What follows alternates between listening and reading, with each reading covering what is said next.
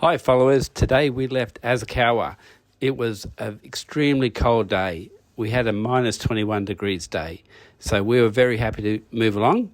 And as you can see, we had to board another cold train and travel across the cold countryside where we saw some wildlife. Food's really important to take with you on the train. That was our popcorn. So Lisa found that you can actually do a cruise over the drift ice. And we thought that's a little bit of an exciting thing to do, so that's why we headed there. You have to board the boat called the Aurora. I'd booked it before we left Australia. It was in the little town of Abashiri, which is right up on the top of Hokkaido. The drift ice there comes down between February and March every year. It comes down from Russia. And it's ice that basically just floats. It's not attached to anything, so it goes in and out. The actual cruise terminal has a huge amount of information about how the ice is formed and how good it is for the area.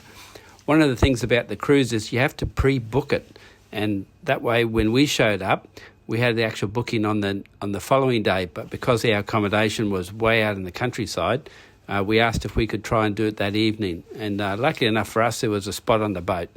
So as you saw when we boarded the boat, down the wharf, obviously they come back from having other passengers, and then we took off underneath. And what we found was that we thought the best viewing would be on top of the boat.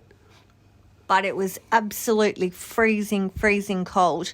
Eventually we went back downstairs, and that was better. It was warmer and we got a better view. Yeah, far better view.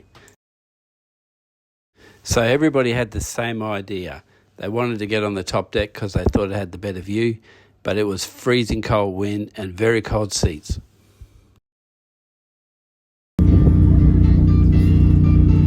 What? Talk.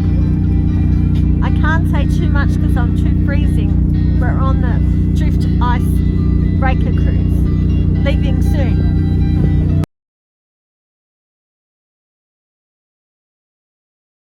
It was about 3 o'clock in the afternoon when we boarded this ship, and took a little bit of time to get going, but once we did, we saw the drift ice pretty much straight away.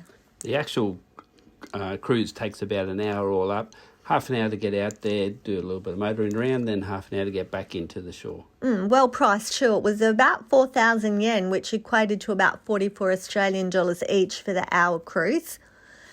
So as you can see by the video here, it floats around you, and then you get to a point where the boat actually pushes through and breaks it all up. I'm pretty sure the captain of the boat aims for the biggest piece of ice just to impress everybody. You hear the crash and the crunch of the ice as it splits apart. After we left the top deck and went down to the bottom, this is the spot now, we actually saw that you got a much better view being lower down. The other part is the wildlife. They have some wildlife as the eagles go out there, and the skipper actually does the same thing. He aims for where the eagles are sitting just so you get a better view. We saw quite a few eagles that day. Have to say it was an absolute amazing adventure, and even though it took a while to get there, it certainly was worth it. While on the ship, we met other passengers who had actually travelled from Sapporo, which is a fair distance to try and get to Abashiri to catch that boat. But anyway, they did, and they turned it around and went back home. So you can actually do it in a day from Sapporo if you want to. Anyway, thanks for watching.